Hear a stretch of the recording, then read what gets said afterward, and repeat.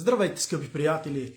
Румен Радев днеска показа, че е единственият голям играч в българската политика. Показа също и нещо много тревожно, че в българската опозиционни среди няма експерти. Българските опозиционни среди са изключително меркантилни и се съставляват предимно от хора, които се държат на фейк нюз и на лъжи новините. Така както управляващите в момента нарекаха, че опозицията си играе с страха на хората. С това нещо всичко ние го видяхме с един брилянтен начин, по който Румен Радев изигра картата с самолетите, които кацнаха на летище Безмер. И така, преди около месец, скъпи приятели, на летище Безмер беше дадено разрешение на американските самолети да кацнат на летище Безмер. И това беше оповестено. Спомняте си тогава колко голяма олилия се развихри в мейнстрима и как най-различни вождове от опозиционните лидери започнаха да излизат и да плюят и да обиждат тогавашният кабинет. В един момент обаче се оказа, че още тогава, на 22.07, може да влезете и да видите, Румен Радев ясно заяви, че самолетите, които ще присъстват в летище Безмер, няма да са самолети, които ще участват в военни операции и че тези самолети, най-вероятно, той не каза, че няма да участват срещу Иран, но той каза, че няма да участват в военни операции. С днескашна дата самолетите си заминали. Военният министър днеска от шипка каза ясно, че самолетите са били само изцяло в посока север, че самолетите са участвали в учения на НАТО. Между другото, в предаването си от 27-ми, мисля, че тогава споменах също така, че има вариант тези самолети да бъдат използвани за учения в НАТО за презареждане над Балтика. Съответно, някъде около седмица след това, самолетите наистина дойдоха и започнаха да правят тренировъчни курсове до Балтийско, при Балтика и да зареждат посейдоните. Опозицията в България и най-вече меркантилната, по-така глупавата част от българският народ, вярваше, че тези самолети ще бъдат използвани срещу Иран. Но истината е, че с днескашна дата самолетите си тръгнаха. Да, липсата на експертност обаче вече е ясна. Най-интересното обаче за мен е нещо друго, което е изключително плашещо и което е хубаво вече българският народ да започне да проумява и за което се обръщам към умната част на моите зрители. Тук не се обръщам за тези зрители, които са, да кажем, с по-малко умствено способности и логика. Още тогава, на 22.07, пак повтарям, нашият премиер Румен Радев излезе и пред целокупният български народ обяви официално, че тези самолети няма да участват в бойни мисии. И тези самолети не участваха в бойни мисии. Тоест, ние виждаме, че започва нов етап от българския политически живот, когато политическият ни елит няма за цел да заблуждава българският народ, а когато политическият елит има относително открито лице, с което да застава пред народа и да казва това, което е. Ние сме свидетели от последните 3 месеца на изключително нагло лъгане в ефир.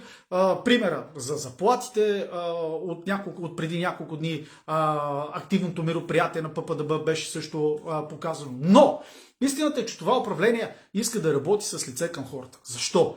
Защото това управление получи тази огромна власт, която в момента даде, именно благодарение на хората, които искаме ние да управим държавата си. И затова това управление малко или много осъзнава, че то не е дошло на корупционни схеми, не е дошло с поправяне на избори и така нататък, а това управление е дошло именно благодарение на надеждата на народа. И ние виждаме откритост и честност в нашите избранници. Кабинета Радев е може би най-открития и честен кабинет от може би зимата на Виденов и Виденовото време. Аз толкова честен и открит кабинет, признавам си, не съм виждал от доста години.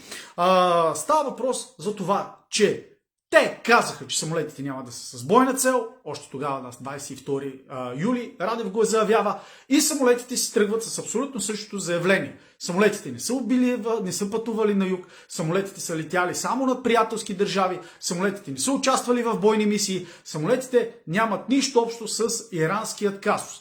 Иранската държава, съответно, днеска, това е интересният момент, иранската държава най-вероятно е получила по друг канал това успокоение и виждате, че иранската държава още тогава, когато беше първия казус, когато си говориха външните министри, още тогава иранската държава забрави за този случай. Още тогава стана съмнително за какво са тук че тези самолети си заминаха и си свършиха задачата така както е. А българското правителство за първи път застана с лицето и каза на народът истината.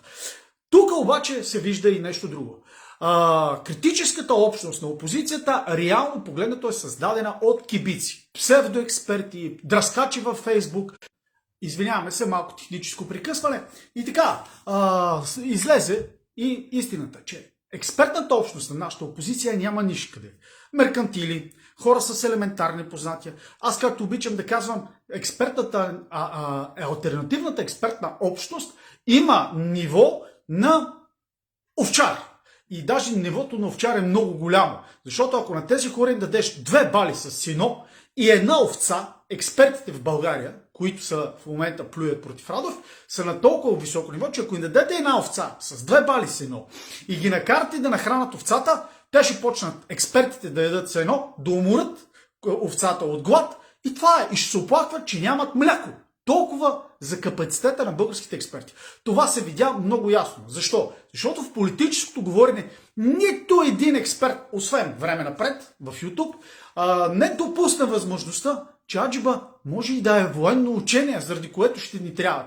Тъй като НАТО има наистина много наситен календар от военни учения, които ги провежда през годините, особено на източния фланг. И става въпрос за България, Полша, Прибалтика и така нататък. И така нататък. И то така си излезе. Учение, което беше над Прибалтика. Няколко пъти самолетите ходиха и зареждат посейдоните, които си дежурат, там си имат полети, дежурат си хората редовно и така нататък. И така нататък. Но въпросът е такъв, че пак се връщаме на това. Първо, в общи линии опозицията ние няма никаква. И второ, ние имаме единствените хора, които имат експертна мисъл и хора, които са достатъчно умни и интелигентни. Това са в управляващата част от нашата държава. Всичките другите, просто наистина положението е отчайващо.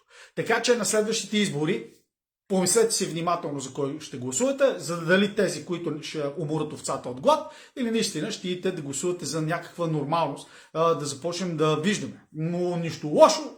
Днеска дори видяхме от паметника Шипка честване на президент, военен министър, хората си бяха там горе и си честваха част от събитията. Така че за мен лично, като българин, аз мога да кажа едно нещо, нормалността в политиката в България започва да се връща.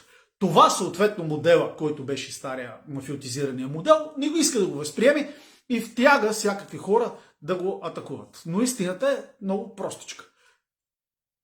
Това правителство за сега е най-доброто, което България е имала от много дълги години назад. И това правителство е правителство, което се опитва да нормализира общественият политически договор между управляващи и управлявани, което за мен е най-важното нещо. Сега ви пожелавам хубав, приятен следобед. Това исках да ви обърна внимание. Не се подавайте на глупави псевдоексперти от Фейсбук, както и на мен не се доверявайте, естествено. Хайде, чао!